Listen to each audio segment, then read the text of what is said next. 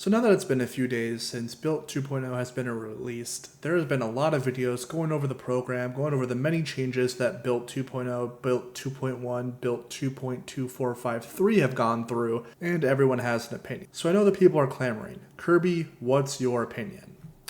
Well, to be honest, the only thing that I care about is, did I get my predictions right? I don't care what the Bilt 2.0 program is. I just want to know, did I predict it correctly? So today, we're going to go over this video right here, my Bilt 2.0 credit card wish list, and see, were my Bilt 2.0 credit card predictions correct? So before I go over my Bilt 2.0 predictions, I want to kind of remind everyone of the headspace I was at while making this video.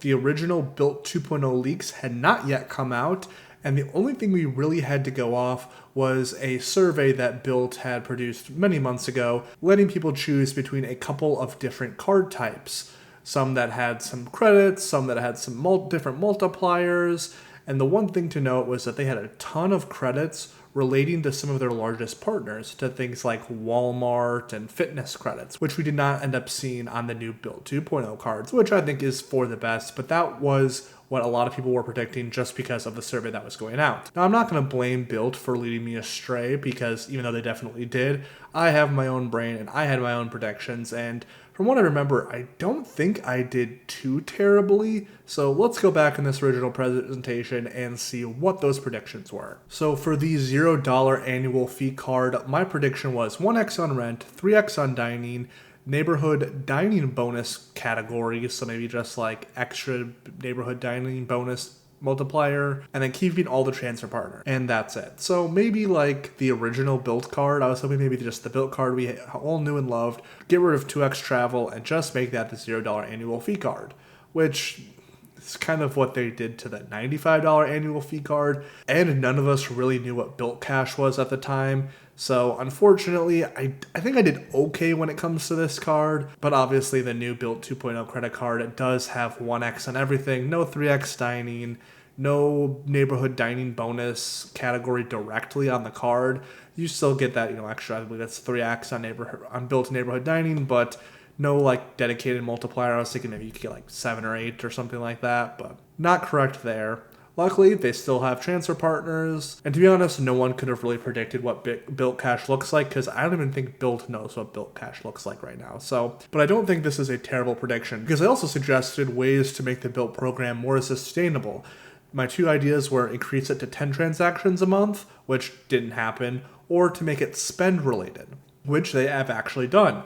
It wasn't in the original Bilt 2.0 launch, but in one of those Bilt 2.43 editions that they made a bunch of different changes since then. But if you do spend 75% of your rent or mortgage on the Bilt card, you will unlock your points for rent and mortgage. So to be honest, I was onto something, which I think most people were on, but I'm going to give myself half a point here with an absolute maximum of 3 points. And since I'm making this up as I go along, my goal is to get a solid 2 out of 3 points, or 66.67%, which we all know is a passing grade.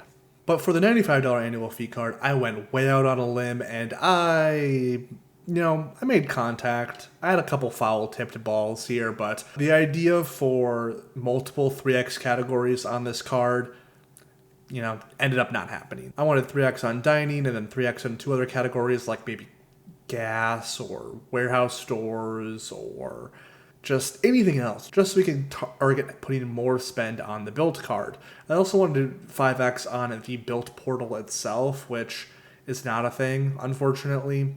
Obviously, transfer partners are still there. Bilt didn't ruin their program, so that's cool.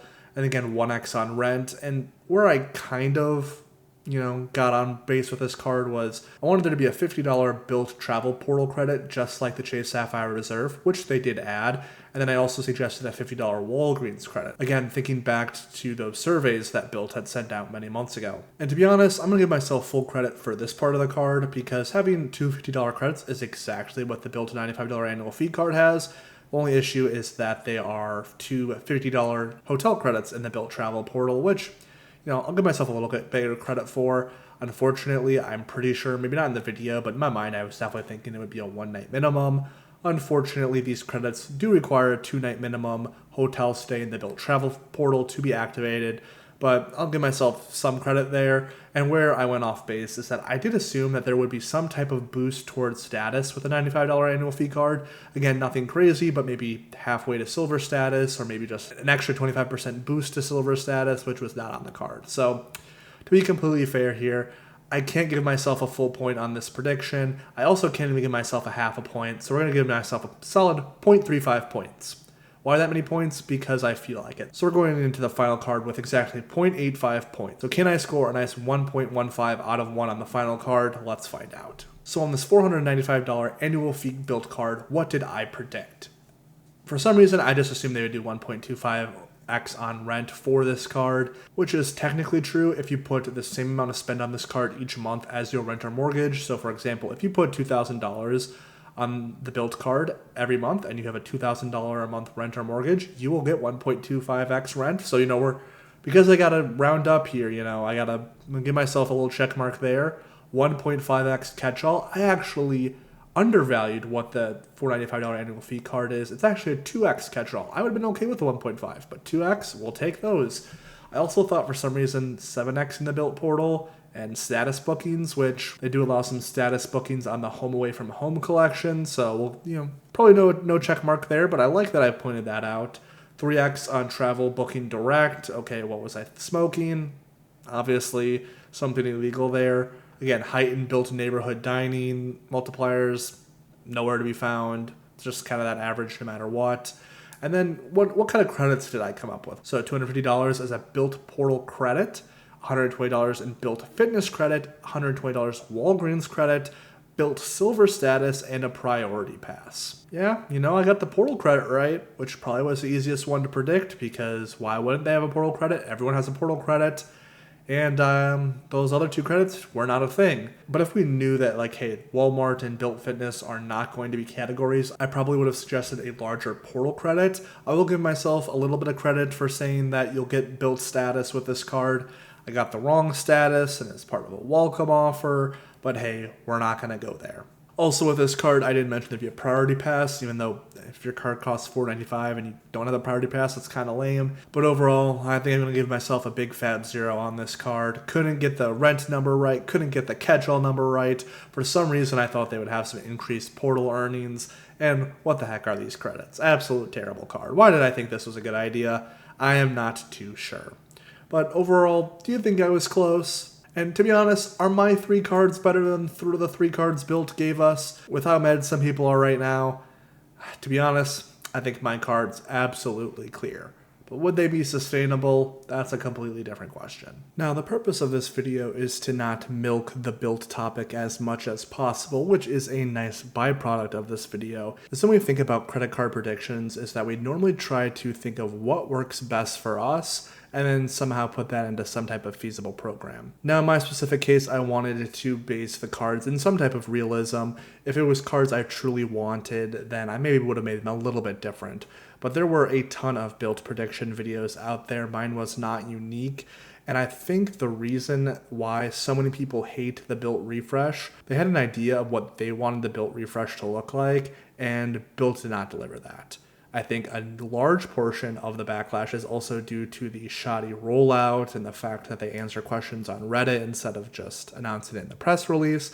So I am not trying to sweep for Bilt here. The rollout was terrible, even if I think the Bilt Palladium card is a great card. There was so much hype for this Bilt refresh, and when the cards just didn't work for some people have gotten pretty angry. And while I think it's a bit excessive and people need to stop dogging on some creators that have talked positively on Bilt, but it's been a few days and I think cooler heads have prevailed. I mean, how mad can you really be about a piece of plastic or a piece of palladium? So if you made it to the end of this video, I just want to thank you. Feel free to give it a like, comment, subscribe. I'd love to hit 500 subscribers as soon as possible. Overall, I've got a lot of love on the channel lately, a lot of engagement. So like I said, let's continue this conversation down in the comments below. Which Bilt card did you get? Do you think my Bilt cards are better? And am I kind of a moron? I'll be responding to every comment possible. So like I said, let's continue the conversation there. And most importantly, have a great rest of your day.